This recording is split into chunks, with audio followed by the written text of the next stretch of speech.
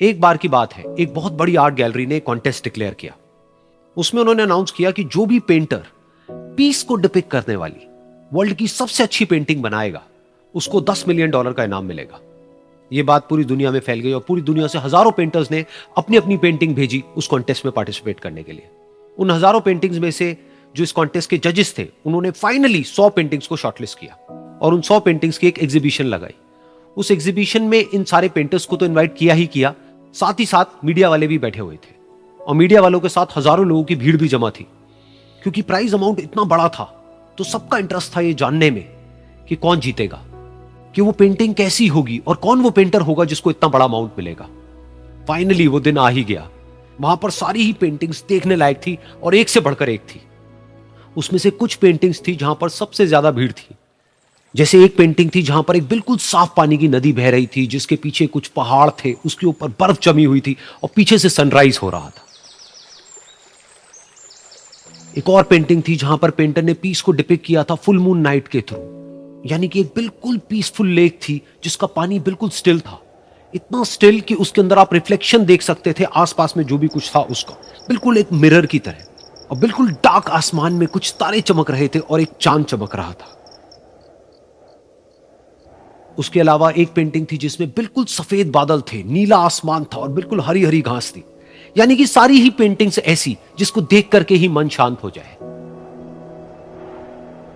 तो कॉन्टेस्ट बहुत ही टफ था क्योंकि सारी पेंटिंग्स एक से बढ़कर एक थी। तो जजेस के लिए शॉर्टलिस्ट करना कि कौन सी पेंटिंग बेस्ट है, that was very very difficult. लेकिन वो मोमेंट आ ही गया जब जजेस ने अपना माइंड मेकअप कर लिया और एक पेंटिंग को इन सारी पेंटिंग्स में से सिलेक्ट कर लिया और उस पेंटिंग को एक बड़े से कर्टेन के पीछे रख दिया। सामने वो सारे पेंटर्स बैठे हुए थे, मीडिया वाले थे और हजारों लोगों की भीड़ थी। सबकी क्यूरियोसिटी बढ़ती चली जा रही थी क्योंकि अमाउंट बहुत बड़ा था। लेकिन जैसे ही वो पर्दा हटा और सामने से सबने उस पेंटिंग को देखा तो सब हैरान रह गए। सब एक दूसरे की शक्ल देखने लगे। किसी को कुछ समझ नहीं आ रहा था कि एक्चुअल में हो क्या रहा है, क्योंकि वो पेंटिंग जो वहां पर दिख रही थी वो दूर दूर तक शांति को डिपिक्ट नहीं कर रही थी। तो सबको लगा कि शायद उस आर्ट गैलरी से कोई गलती हुई है या जजेस से कोई गलती हुई है और किसी गलत पेंटिंग को वहां पे रख दिया है। तो कुछ पेंटर्स एक साथ गए, जाकर के उस आर्ट गैलरी के ओनर से मिले और जाकर के उससे पूछा कि क्या ये कोई गलती है, गलती से कहीं कोई गलत पेंटिंग तो आपने वहां पे नहीं रख दी है। तो आर्ट गैलरी वाला थोड़ा सा मुस्कुराया और बोला, नहीं ये पेंटिंग बिल्कुल ठीक है, जजेस ने इसी पेंटिंग को सिलेक्ट किया है और यही पेंटिंग आज की विनर है। सारे पेंटर्स ये जवाब सुन करके गुस्से से भर गए और सबने मिल करके रिवोल्ट कर दिया। और ये देख करके सारे मीडिया वाले अपनी अपनी जगह से खड़े हुए और भागते हुए गए उस आर्ट गैलरी के ओनर के पास में और अपने अपने माइक्स उनके मुंह के आगे कर दिए। तो अगेन वो आर्ट गैलरी का जो ओनर था वो हल्का सा मुस्कुराया और उसने कहा कि मुझे कुछ बोलने से पहले एक बार इस पेंटिंग को आप लोग ध्यान से देखिए, थोड़ा पास से देखिए, शायद आपको कुछ ऐसा नजर आए जो दूर से नजर नहीं आ रहा है। क्योंकि आप सबने एक चीज तो देख ली कि इस पेंटिंग में आंधी है, तूफान है, चारों तरफ सब कुछ तहस नहस हो रहा है, आसमान में बिजली कड़क रही है, काले बादल हैं, ये सब तो आपने देख लिया। लेकिन एक चीज नहीं देखी कि इस पेंटिंग में एक घर भी है। उस घर में एक छोटी सी खिड़की है जहां पर एक आदमी खड़ा हुआ है। ध्यान से जाकर के देखिए, वो जो आदमी खड़ा हुआ है और बाहर देख रहा है उस घर से, उसके चेहरे पर कोई डर नहीं है बल्कि एक हल्की सी मुस्कान है, एक ठहराव है, एक सुकून है। और यही है शांति का असली मतलब।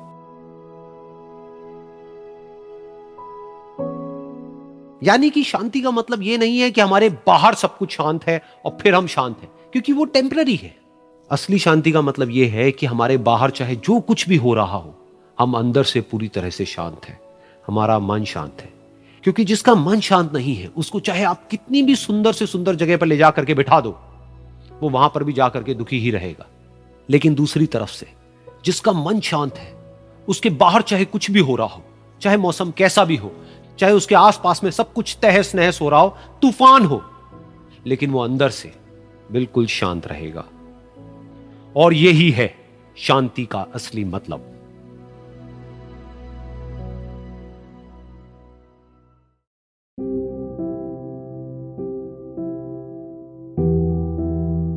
एक बार की बात है, एक छोटे से गांव में एक आदमी रहता था।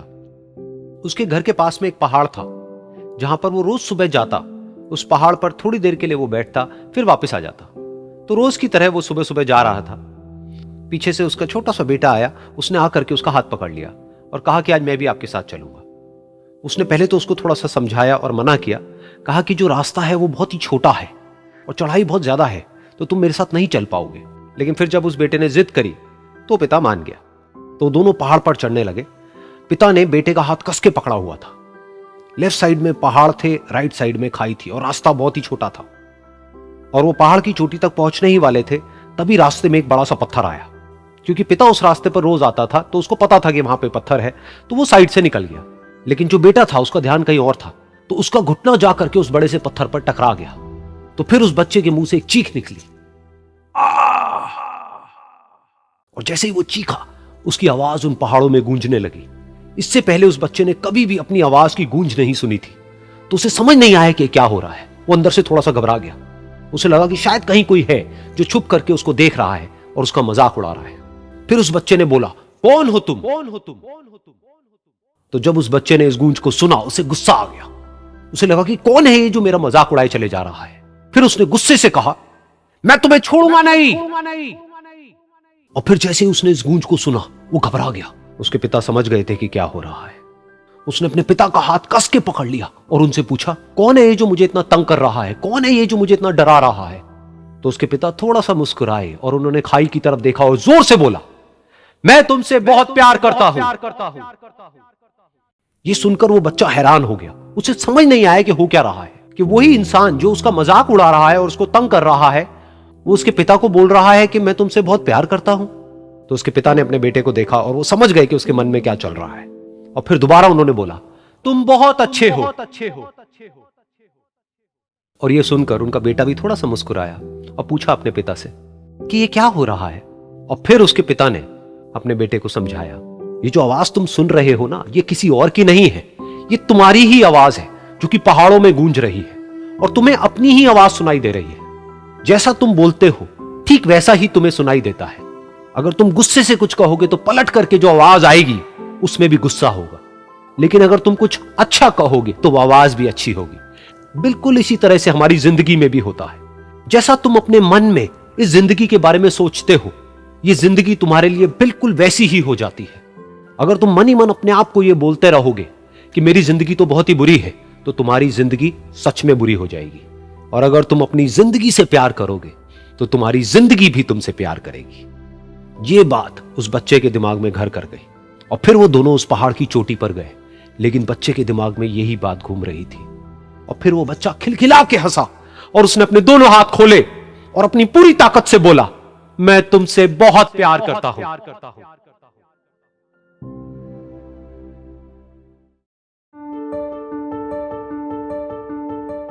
एक बार की बात है, एक बहुत बड़ा नेता एक साधु के छोटे से आश्रम में गया, क्योंकि उसने बहुत सुना था उस साधु के बारे में और उसके मन में आया कि मैं एक बार जाकर के देखता हूं कि लोग इतनी तारीफ क्यों करते हैं उसकी। तो जब वो उस आश्रम में गया तो वहां पर एक छोटा सा कमरा था जहां पर एक कालीन बिछा हुआ था।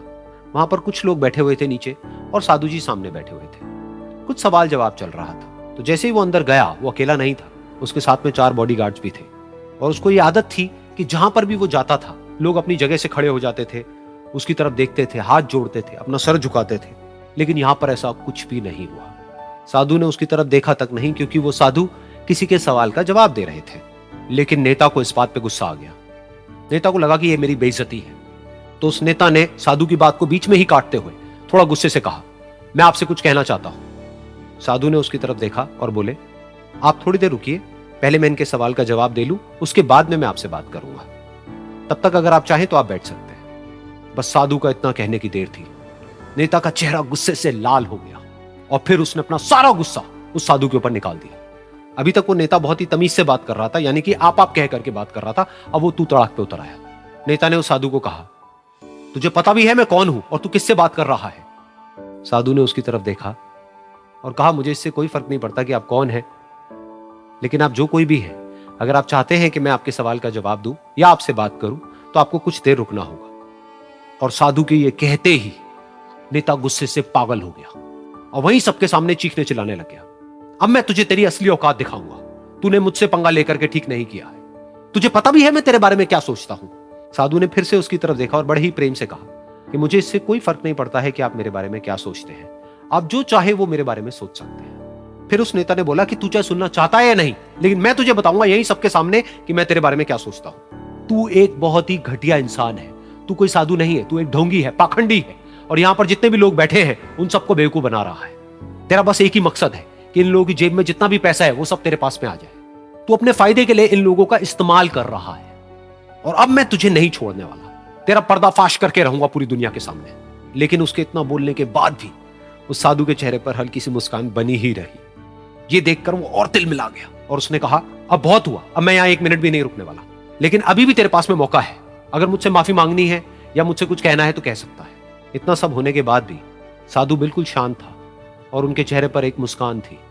उन्होंने अपनी आंखें बंद कर ली। फिर साधु ने अपनी आंखें खोली, हाथ जोड़े और कहा कि मुझे आपसे कोई गिला शिकवा नहीं है, मेरे मन में आपके लिए कोई भी गलत ख्याल नहीं है। जो भी आपने मेरे बारे में कहा वो आपकी अपनी सोच थी, तो मुझे आप में कोई भी बुराई नजर नहीं आती है। मुझे आप एक बहुत ही भले इंसान लगते हैं। और साधु के इतना कहते ही नेताजी का दिमाग 7वें आसमान पर पहुंच गया। उनके चेहरे पर एक अजीब सी खुशी थी, क्योंकि उस साधु ने वो ही कहा जो बाकी सब लोग उस नेता को कहते हैं। और वो खुशी खुशी उस आश्रम से अपने घर की तरफ चला गया और जा करके अपने पिताजी के साथ में बैठ गया। उसके पिताजी की आंखें बंद थी और वो ध्यान में थे। पूरी जिंदगी उन्होंने सिर्फ लोगों की सेवा करी और बदले में कुछ भी एक्सपेक्ट नहीं किया। तो थोड़ी देर बाद जब उन्होंने अपनी आंखें खोली और देखा अपने बेटे को अपने साथ बैठे हुए, तो उनके बेटे के चेहरे पर आज एक अजीब सी खुशी थी जो आज से पहले उन्होंने कभी नहीं देखी थी। फिर उसने एक एक करके सब कुछ बताया कि आज क्या हुआ, किस तरह से वो आश्रम गया, वहां पर क्या हुआ, उसने क्या कहा, उन्होंने क्या कहा।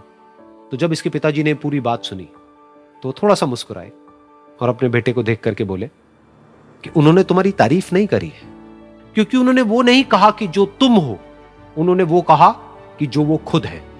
और तुमने जो भी कुछ उनको कहा वो नहीं कहा कि जो वो है, बल्कि तुमने वो कहा जो तुम खुद हो।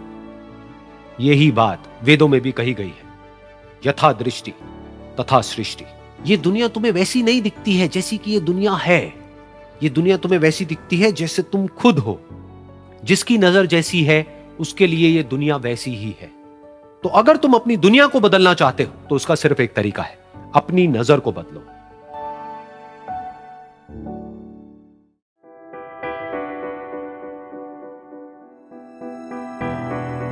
ये कहानी है एक छोटी सी बच्ची की जिसको बहुत गुस्सा आता था, बात बात पे गुस्सा आता था।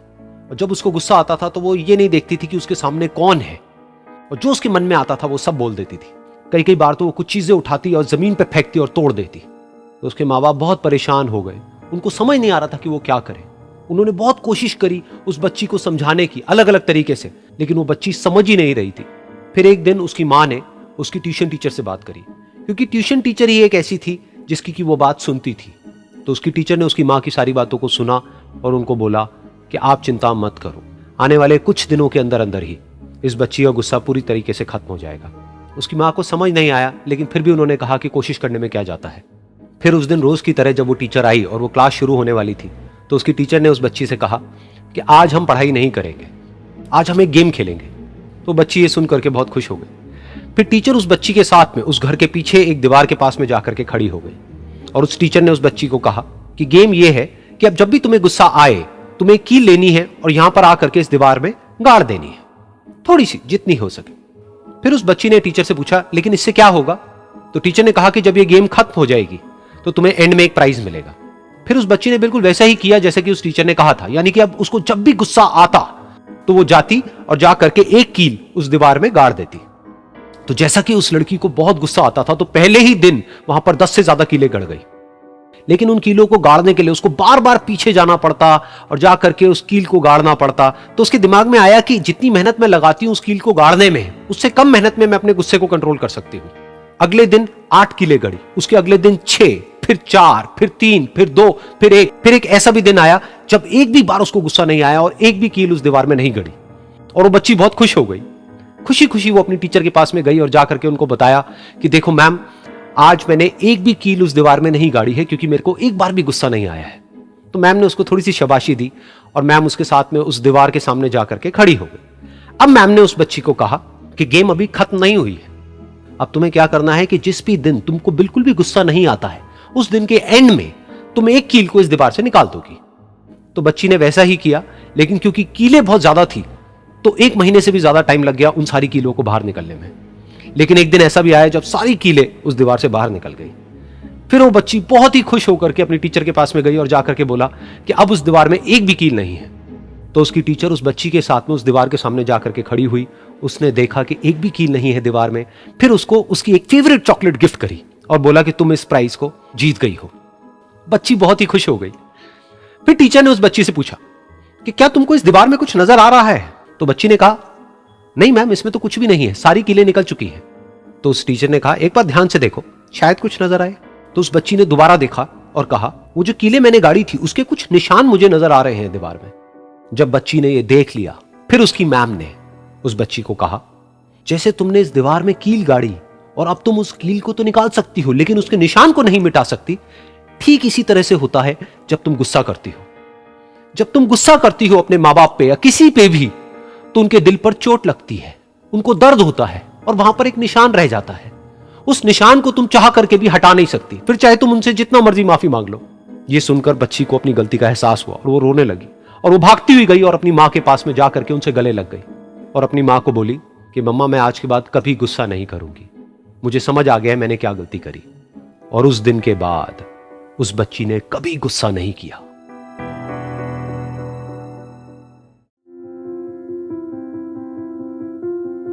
एक बार एक लड़की ने एक एंट्रेंस एग्जामिनेशन को क्रैक करने की बहुत कोशिश करी, बहुत मेहनत करी, लेकिन उसके बाद भी वो उसको क्रैक नहीं कर पाई, जिसकी वजह से वो अंदर से पूरी तरह से टूट गई, बहुत परेशान रहने लग गई, दुखी रहने लग गई।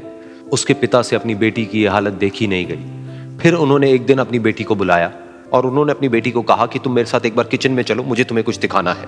किचन में पहले से ही उन्होंने गैस स्टोव के ऊपर 3 बोल रखे हुए थे। फिर उन्होंने उन तीनों बोल्स के अंदर पानी भरा, एक के अंदर कुछ आलू डाले, एक के अंदर कुछ अंडे और एक के अंदर कॉफी बीन्स, और उसको उबलने के लिए छोड़ दिया। उसके बाद में 5 मिनट हो गए, 10 मिनट हो गए, 20 मिनट हो गए और वो वहां पर खड़े रहे अपनी बेटी के साथ में और उसको देखते रहे।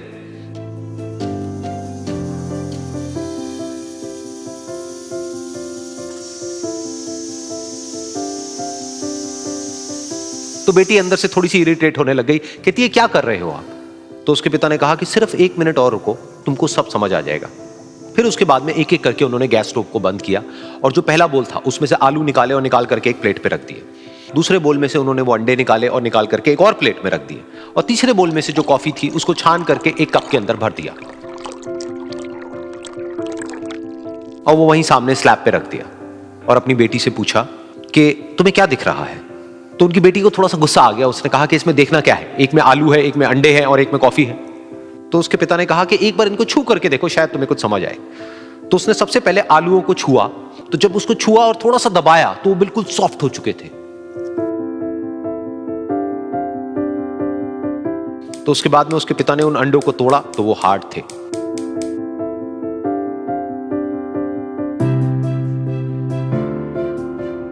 और फिर उसके पिता ने वो कॉफी वाला कप उठाया और अपनी बेटी को कहा कि एक बार इसको सूंघ करके देखो। तो जब उनकी बेटी ने उस कॉफी को सूंघा तो उसके चेहरे पर एक स्माइल आ गई। फिर उसके पिता ने अपनी बेटी को कहा कि तुमने ध्यान से देखा कि क्या हुआ यहां पर? ये तीनों ही बिल्कुल एक ही सिचुएशन में गए, लेकिन तीनों ने अलग अलग तरीके से रिस्पॉन्ड किया। तो पहला यानी कि आलू, जब हमने उसको उस पानी में डाला था उससे पहले वो बहुत ही हार्ड थे और स्ट्रांग थे, लेकिन गर्म पानी में जाने के बाद में वो अंदर से बिल्कुल सॉफ्ट हो गए, यानी कि कमजोर पड़ गए। दूसरे थे अंडे, जो गर्म पानी में जाने से पहले अंदर से बिल्कुल ही कमजोर थे, लेकिन गर्म पानी में जाने के बाद वो अंदर से स्ट्रांग हो गए। तीसरी थी कॉफी, जिसने कुछ ऐसा किया जो इन दोनों से बिल्कुल अलग था, यानी कि उसने उस गर्म पानी में जाने के बाद में खुद को नहीं बदला बल्कि उस पानी को ही बदल दिया। बिल्कुल इसी तरह से हमारी जिंदगी में भी होता है। तुम्हारे ऊपर है कि तुमको इन तीनों में से क्या बनना है।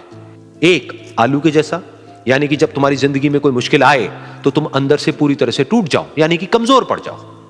दूसरा, अंडे के जैसा, यानी कि जैसे ही तुम्हारी जिंदगी में कुछ मुश्किलें आए, वो मुश्किलें तुमको अंदर से तोड़े नहीं बल्कि तुम अंदर से और स्ट्रांग हो जाओ।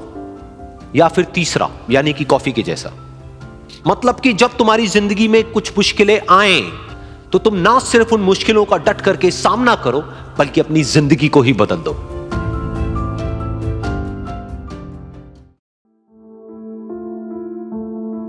ये कहानी है 2 दोस्तों की जो कि एक छोटे से गांव में रहते थे। एक बार वो दोनों किसी काम से शहर गए और वापस अपने गांव लौट रहे थे। उनके गांव तक पहुंचने के लिए उनको एक घने जंगल से होकर के गुजरना था और जब वो उस जंगल से गुजर रहे थे तो एक दोस्त को प्यास लगी और वो पानी ढूंढने के लिए रास्ता भटक गए। थोड़ी ही देर बाद शाम हो गई और रात होने ही वाली थी। तो उन दोनों की नजर एक गुफा पे पड़ी जो कि पेड़ों से घिरी हुई थी चारों तरफ से। तो उन्होंने सोचा कि यही जगह ठीक है रात बिताने के लिए। तो दोनों ने कुछ लकड़ियां इकट्ठी करी, उस गुफा के अंदर गए और आग जला करके वहां पे बैठ गए। रात का वक्त था, गुफा के अंदर आग जल रही थी, बाहर बिल्कुल अंधेरा था और कुछ जानवरों की आवाजें आ रही थी। तो उन दोनों में से जो एक दोस्त था वो अंदर ही अंदर डरने लगा, क्योंकि उसने भूत प्रेतों की बहुत कहानियां सुनी थी कि रात के वक्त जंगल में कुछ भयानक आत्माएं भटकती हैं और अगर उनको कोई ऐसा भटका हुआ आदमी मिल जाए तो उसको नहीं छोड़ती। तो जब उसने भूत प्रेतों की बात अपने दोस्त से करी तो उसके दोस्त ने हंसते हुए उससे पूछा, क्या कभी तूने किसी भूत को देखा है? तो उसने कहा, नहीं मैंने तो नहीं देखा, लेकिन मेरे कुछ जान पहचान के लोग हैं जिन्होंने देखा है। तो उसके दोस्त ने उसको समझाने की बहुत कोशिश करी कि यार ऐसी सुनी सुनाई बातों पर विश्वास नहीं करते हैं, अब तू सो जा और मुझे भी सोने दे, मुझे नींद आ रही है। और इतना कह करके उसका दोस्त वहीं पर लेट गया और थोड़ी देर में सो गया। लेकिन वो जो अंदर से डरा हुआ था वो लेट तो गया, लेकिन उसको नींद नहीं आ रही थी। उसको लग रहा था कि शायद यहां पर कहीं कोई है जो छुप करके कहीं से उसको देख रहा है। उस आग की वजह से कुछ परछाइयां बन रही थी वहां पर पत्थरों पर, तो उन परछाइयों को देख करके भी वो डर रहा था। फिर कुछ घंटे तक ऐसे ही चलता रहा। फिर उसके बाद में क्योंकि वो थका हुआ था तो उसको नींद आ गई। लेकिन नींद आने के कुछ देर बाद ही उसको एक सपना आया। सपने में उसको एक बहुत ही भयानक परछाई उसकी तरफ बढ़ती हुई नजर आई। अब जैसे जैसे वो अंदर से डरता चला जा रहा था, वो परछाई उसके और पास आती चली जा रही थी और बड़ी होती चली जा रही थी। और उस परछाई में एक हाथ उसको नजर आया जिसके बड़े बड़े नाखून थे, और वो हाथ उसकी तरफ बढ़ता चला गया और उसके गले तक पहुंचने ही वाला था कि तभी वो डर करके एकदम से उठा। फिर उसने अपने दोस्त की तरफ देखा जो कि सो रहा था, उसको पकड़ करके जोर से उठाया। फिर उसने अपने दोस्त को बताया कि उसके साथ में क्या हुआ। तो उसका दोस्त फिर हंसने लगा। फिर उसके दोस्त ने उसको कहा, अब अगर दोबारा से तुझे वो परछाई दिखे तो तू वही कहियो जो मैं तुझे कह रहा हूं कहने के लिए, फिर देखते हैं वो परछाई तेरा क्या करती है। तुझे अपने अंदर ही अंदर बोलना है, मैं तुझसे नहीं डरता, सामने आ। तो उसके दोस्त ने वैसा ही किया। थोड़ी देर बाद दोबारा से उसको सपने में वही परछाई नजर आई और वो परछाई धीरे धीरे उसकी तरफ बढ़ने लगी।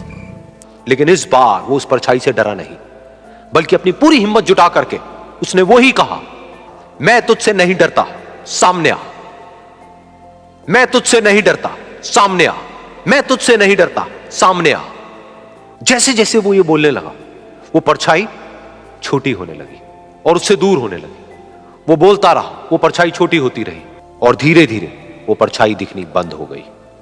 बिल्कुल ऐसा ही हमारी जिंदगी में भी होता है। हमारे अंदर जितने भी डर है, उससे हम जितना डरते हैं हम उतना ही छोटे होते चले जाते हैं और वो डर उतने ही बड़े होते चले जाते हैं। लेकिन अगर हम अपने अंदर के डरों से नहीं डरते हैं और उसका सामना करते हैं तो दुनिया का ऐसा कोई भी डर नहीं है जो कि हमें डरा पाए।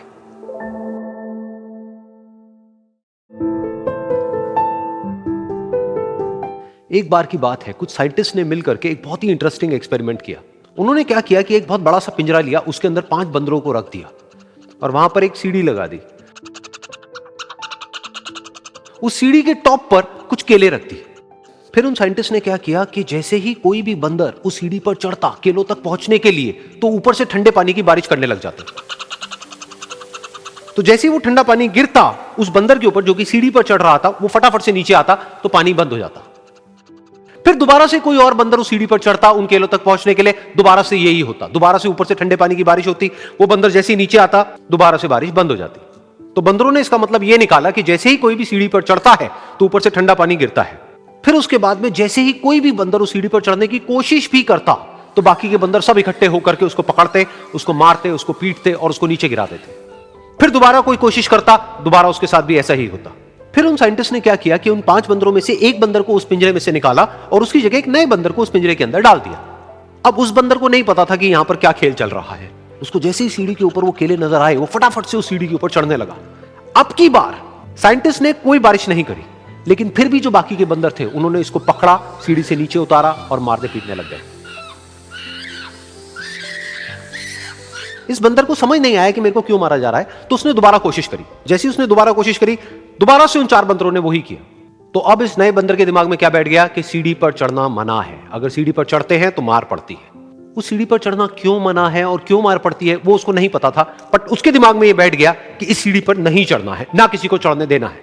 फिर दोबारा से उन साइंटिस्ट ने क्या किया कि जो पुराने 4 बंदर थे उसमें से एक बंदर को निकाला और एक नए बंदर को उसकी जगह पर डाल दिया। अब इस नए बंदर ने भी वही किया जो इससे पहले वाले ने किया था, यानी कि वो भागता हुआ गया, उस सीढ़ी के ऊपर चढ़ने की कोशिश करी, उन केलों तक पहुंचने की कोशिश करी, बाकी 4 इकट्ठे हो गए और उन्होंने उसको मारा पीटा, सीढ़ी से नीचे गिरा दिया। उसको कुछ समझ नहीं आया, उसने दोबारा कोशिश करी, दोबारा उसके साथ यही हुआ। और अब इस बंदर के दिमाग में भी यही बैठ गया कि सीढ़ी पर चढ़ना मना है और सीढ़ी पर चढ़ने से मार पड़ती है। फिर साइंटिस्ट ने एक एक करके जो पुराने 3 बंदर बचे हुए थे उसमें से भी एक एक करके उन बंदरों को निकाला और उनकी जगह पर 3 नए बंदर आ गए। अब ये 5 बंदर नए थे और किसी को भी ये नहीं पता था कि उस सीढ़ी पर चढ़ना मना क्यों है, लेकिन उन सबके दिमाग में बैठा हुआ था कि सीढ़ी पर चढ़ने से मार पड़ती है। तो कोई भी कोशिश नहीं कर रहा था, जबकि अब कोई ठंडे पानी की बारिश भी नहीं हो रही थी। वो चाहते तो आराम से उस सीढ़ी पर चढ़ते, केले तोड़ते और आपस में बांट करके खा लेते। बिल्कुल ऐसा ही हम लोगों के साथ भी होता है, यानी कि इंसानों के साथ भी होता है। हजारों साल पहले कोई प्रथा बनी होती है, कोई रीति रिवाज होता है जिसके पीछे कोई ना कोई वजह होती है, लेकिन वो वजह खत्म होने के बाद भी वो प्रथा चलती रहती है, वो रीति रिवाज चलते ही रहते हैं। किसी में इतनी हिम्मत नहीं होती है ये पूछने की कि हम क्या कर रहे हैं, क्यों कर रहे हैं। बस सबको ये पता होता है कि ऐसा ही होता है। तो वो एक्सपेरिमेंट जिसके बारे में अभी मैंने आप लोगों को बताया, यानी कि वो बंदरों का एक्सपेरिमेंट, उसमें तो बेचारे बंदर हैं, जानवर हैं, उनको नहीं पता है कि क्वेश्चन कैसे पूछते हैं।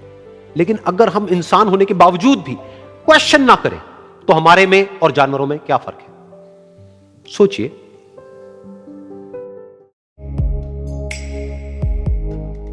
एक छोटा सा गांव था, वहां पर एक आदमी पहाड़ पर पत्थर तोड़ने का काम करता था। उसको अपनी जिंदगी से कोई गिला शिकवा नहीं था। पूरा दिन वो काम करता, मेहनत करता, दिन के एंड में जो थोड़ा बहुत पैसा मिलता वो जा करके अपने परिवार के साथ में थोड़ा सा टाइम स्पेंड करता और चैन से सो जाता। तो एक दिन रोज की तरह वो अपना काम खत्म करके अपने घर की तरफ जा रहा था, तो रास्ते में चलते चलते उसके मन में ख्याल आया कि ये भी कोई जिंदगी है कि सुबह से शाम तक मैं पत्थर तोड़ने का काम करता हूं और एंड में मेरे को थोड़े से पैसे मिलते हैं, जिसमें मुश्किल से मेरा और मेरे परिवार का गुजारा हो पाता है। काश कुछ ऐसा हो जाए कि कहीं से मुझे कोई ऐसी शक्ति मिल जाए कि जो भी मैं चाहता हूं वो सच हो जाए। वो अपने घर पर गया, उसने खाना खाया, लेकिन उसका ध्यान खाने की तरफ नहीं था, उसके दिमाग में यही ख्याल चल रहा था। उसके बाद में वो यही सोचते सोचते सो गया। फिर नींद आने के कुछ देर बाद उसको एक सपना आया। सपने में उसने देखा कि रोज की तरह वो अपना काम खत्म करके अपने घर लौट रहा था। रास्ते में उसने एक बहुत ही बड़ा घर देखा और उसके मन में आया कि काश ये घर मेरा होता और मैं इसका मालिक होता। और उसके ये सोचते ही वो उस घर का मालिक बन गया। उसको यकीन ही नहीं हो रहा था कि जो उसने सोचा वो बन चुका है। लेकिन उसकी खुशी ज्यादा देर नहीं टिक पाई, क्योंकि उसको एकदम से एक शोर सुनाई दिया। उसने अपने घर के बाहर देखा कि एक बहुत बड़ी रैली निकल रही है, जिसमें बीचों बीच एक पॉलिटिशियन है जो ऐसे ऐसे हाथ हिला रहा है, और वहां पर जितने भी लोग खड़े थे सब उसके नाम के नारे लगा रहे थे, उसके आगे हाथ जोड़ करके खड़े थे, सब उसको देखने के लिए तड़प रहे थे। तब उसको यह एहसास हुआ कि मैं कितना छोटा हूं उसके आगे। और फिर उसके अंदर से एक ख्याल उठा कि काश मैं ये पॉलिटिशियन होता और मेरे पास भी इतनी ही पावर होती जितनी कि इसके पास में है। बस उसका इतना सा सोचने की देर थी, वो पॉलिटिशियन बन गया। उसकी खुशी का ठिकाना नहीं था, क्योंकि उसके आसपास में हजारों लोगों की भीड़ थी और सब उसको देखने के लिए तरस रहे थे, तड़प रहे थे। लेकिन उसकी ये खुशी भी ज्यादा देर नहीं टिक पाई। धूप बहुत ही तेज थी और उस पॉलिटिशियन को आदत नहीं थी इतनी गर्मी में रहने की, तो उस धूप की वजह से उसको चक्कर आ गए और वो बेहोश होकर के गिर गया। फिर उसको एहसास हुआ कि ये पॉलिटिशियन सबसे ताकतवर नहीं है, ये जो सूरज है ये सबसे ताकतवर है। और उसके मन में आया कि काश मैं ये सूरज बन जाऊं तो मेरे आगे कोई नहीं टिक पाएगा। और उसका इतना सा सोचने की देर थी और वो सूरज बन गया और वो खुशी से पागल हो गया, क्योंकि पूरी दुनिया को वो ही रोशन कर रहा था और पूरी दुनिया में ऐसा कोई नहीं था जो कि उसकी रोशनी को रोक सके। लेकिन उसकी ये खुशी भी ज्यादा देर टिक नहीं पाई, क्योंकि कुछ ही देर बाद आसमान में कुछ काले बादल आए जिन्होंने कि उस सूरज की रोशनी को रोक दिया। फिर उसको यह एहसास हुआ कि इस दुनिया में ऐसा भी कोई है जिसमें दम है उसकी रोशनी को रोकने का। और उसके मन में एक ख्याल उठा कि काश मैं वो बादल बन जाऊं। और वो बादल बन गया और आसमान में उड़ने लगा। उसको ऐसा लगा कि मैं आसमान में उड़ रहा हूं और अब मैं जहां चाहे वहां जा सकता हूं।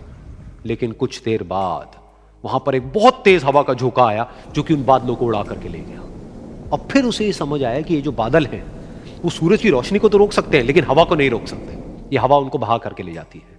फिर उसके मन में आया कि काश मैं ये हवा बन जाऊं, और वो हवा बन गया। हवा बनने के बाद में उसको अपने अंदर एक अलग ही ऊर्जा का अनुभव हुआ। वो चाहे तो आराम से बहता और चाहे तो आंधी बन करके, तूफान बन करके, जिसको भी चाहे उड़ा करके ले जाता। उसको ये विश्वास होने ही लगा था कि इस दुनिया में सबसे ज्यादा शक्तिशाली मैं हूं। लेकिन तभी उसके सामने आया एक पहाड़। उसने अपनी पूरी ताकत लगा दी, लेकिन उस पहाड़ को वो इतना सा भी नहीं हिला पाया। तब उसको यह एहसास हुआ कि इस दुनिया में कोई है जो हवा से भी ज्यादा शक्तिशाली है, जिसमें दम है उस हवा को रोकने का। फिर उसके मन में आया कि काश मैं ये पहाड़ होता, और वो पहाड़ बन गया। लेकिन हर बार की तरह इस बार भी उसकी खुशी ज्यादा देर तक नहीं टिक पाई। उसको एक जानी पहचानी सी आवाज सुनाई दी और साथ ही साथ उसको दर्द होने लगा, जैसे कि कोई है जो उसको तोड़ रहा है, उसको मार रहा है। तो दर्द से वो चीखने लगा और उसके मन में आया कि काश मैं वो बन जाऊं, क्योंकि इस पहाड़ को तोड़ने का दम रखता है। लेकिन इस बार उसकी ये ख्वाहिश पूरी नहीं हुई। वो रोने लगा, चीखने लगा, चिल्लाने लगा, उसने अपनी पूरी जान लगा दी, लेकिन इस बार वो नहीं बन पाया। उसका दर्द बढ़ता ही चला जा रहा था और दर्द की वजह से एकदम से उसकी नींद खुली और सामने शीशा था। उसने शीशे में देखा और उसको समझ आया कि सपने में मैं वो क्यों नहीं बन पा रहा था जो मैं बनना चाहता था, क्योंकि असलियत में मैं वो ही हूं।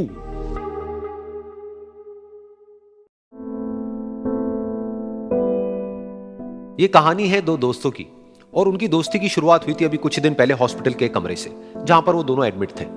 तो दोनों में से जो एक था, उसको अभी कुछ दिन पहले एक पैरालिसिस का अटैक आया था, जिसकी वजह से गर्दन के नीचे की उसकी पूरी बॉडी पैरालाइज हो गई थी और वो अपनी एक उंगली तक नहीं हिला सकता था।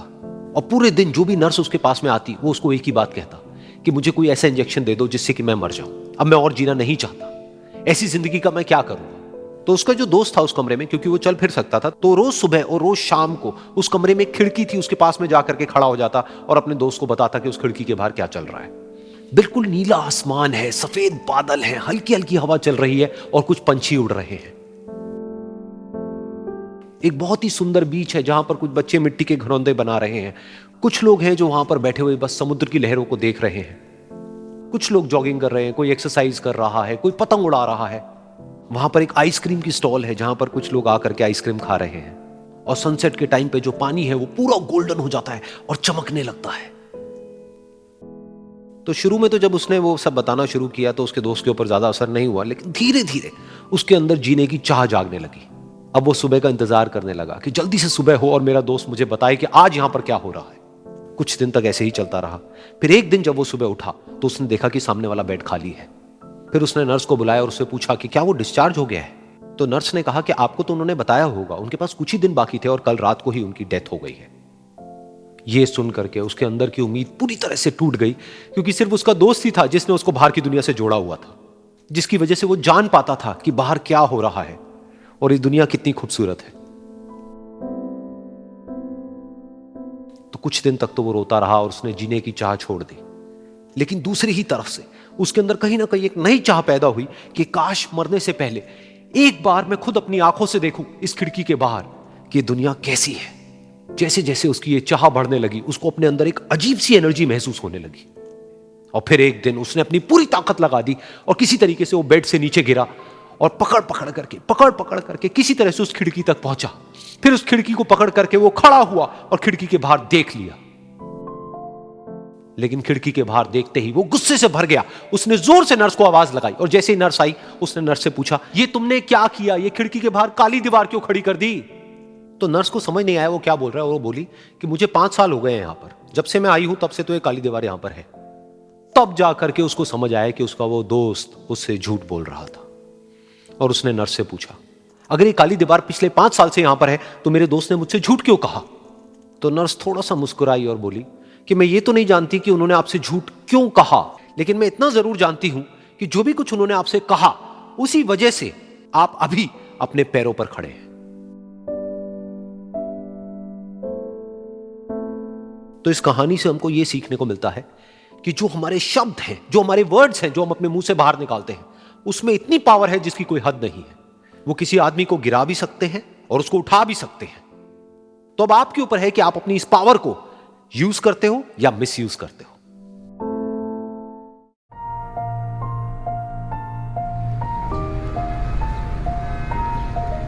एक बार एक छोटी सी बच्ची हाथ में मिट्टी की गुल्लक लेकर के भागती हुई एक दवाइयों की दुकान पर गई। वो काफी देर तक वहां पर खड़ी रही, लेकिन दुकानदार का ध्यान उसकी तरफ नहीं गया क्योंकि और भी बहुत सारे लोग खड़े हुए थे। उसने दुकानदार को कई बार बुलाया, लेकिन वहां पर भीड़ इतनी थी कि दुकानदार का ध्यान उसकी तरफ गया ही नहीं। और फिर उस बच्ची को थोड़ा सा गुस्सा आया तो उसने अपनी मिट्टी की गुल्लक लेकर के वहीं काउंटर पर जोर से रख दी, जिसके बाद में जो दुकानदार था और जितने भी लोग खड़े थे वो सब उस बच्ची की तरफ देखने लग गए। और फिर उस दुकानदार ने उस बच्ची से पूछा, बेटे आपको क्या चाहिए। तो वो बड़े ही भोलेपन से बोली कि मुझे एक चमत्कार चाहिए। ये सुनकर के दुकानदार को कुछ समझ नहीं आया, ना ही वहां पर जो लोग थे उनको कुछ समझ में आया और सब उसकी तरफ देखने लग गए। फिर दुकानदार ने बोला, बेटे चमत्कार तो यहाँ पर नहीं मिलता है। तो बच्ची को लगा कि वो उससे झूठ बोल रहा है। तो बच्ची ने कहा कि मेरी गुल्लक में बहुत पैसे हैं, आप बताओ आपको कितने पैसे चाहिए, लेकिन मैं आज यहां से चमत्कार लेकर के ही जाऊंगी। तो वहीं काउंटर पे एक और आदमी खड़ा था। उसने उस बच्ची से पूछा कि बेटे क्यों चाहिए तुमको चमत्कार। तब उस बच्ची ने अपनी कहानी बताई कि अभी कुछ दिन पहले मेरे भाई के सर में बहुत तेज दर्द हुआ तो मेरे पापा मम्मी उसको हॉस्पिटल ले गए। उसके बाद कई दिन तक मेरा भाई घर नहीं आया। तो मैंने कई बार अपने पापा से पूछा, लेकिन उन्होंने मुझे कुछ नहीं बताया। उन्होंने बार बार यही कहा कि वो आ जाएगा, वो कल आ जाएगा, वो कल आ जाएगा, लेकिन वो आ ही नहीं रहा था। तो मैंने देखा कि मम्मी रो रही है। अब पापा मम्मी को कह रहे थे कि उसकी दवाइयों के लिए और उसके इलाज के लिए जितने पैसे चाहिए उतने मेरे पास में नहीं है। अब उसको कोई चमत्कार ही बचा सकता है। तब मुझे लगा कि अगर मेरे पापा के पास में इतने पैसे नहीं भी हैं तो क्या हुआ, मेरे पास में तो है। तो मैंने जितने भी पैसे जोड़ रखे हैं वो सारे लेकर के मैं इस दवाई की दुकान पर आई। फिर उस आदमी ने उस बच्ची से पूछा, कितने पैसे हैं तुम्हारे पास में? ये सुनते ही उस बच्ची ने अपनी गुल्लक उठाई, जमीन पर फेंकी और तोड़ दी और पैसे गिनने लग गई। बाकी सब लोग खड़े होकर के उसको देख रहे थे। थोड़ी देर बाद उसने सारे पैसे अपने हाथ में इकट्ठे किए और बोली, मेरे पास में पूरे 19 रुपए हैं। वो जो आदमी वहां पर खड़ा था वो थोड़ा सा मुस्कुराया और बोला कि अरे तुम्हारे पास में तो पूरे पैसे हैं, इतने का ही तो आता है चमत्कार। ये सुनकर के वो बच्ची बहुत खुश हो गई और बोली कि चलो मैं आपको अपने पापा से मिलवाती हूं। बाद में पता लगा कि वो आदमी कोई आम आदमी नहीं था, बल्कि एक बहुत बड़ा न्यूरोसर्जन था और उसने सिर्फ 19 रुपए में उसके भाई की सर्जरी करी और कुछ ही दिन बाद वो ठीक होकर के घर वापस आ गया। फिर कुछ दिन बाद वो बच्ची, उसका भाई, उसके पापा, उसकी मम्मी चारों एक साथ बैठे हुए थे और बात कर रहे थे। तो उसकी मम्मी ने उसके पापा से पूछा कि अब तो बता दो ये चमत्कार आपने किया कैसे? तो उन्होंने अपनी बेटी की तरफ देखा और बोले, ये चमत्कार मैंने नहीं, इसने किया है।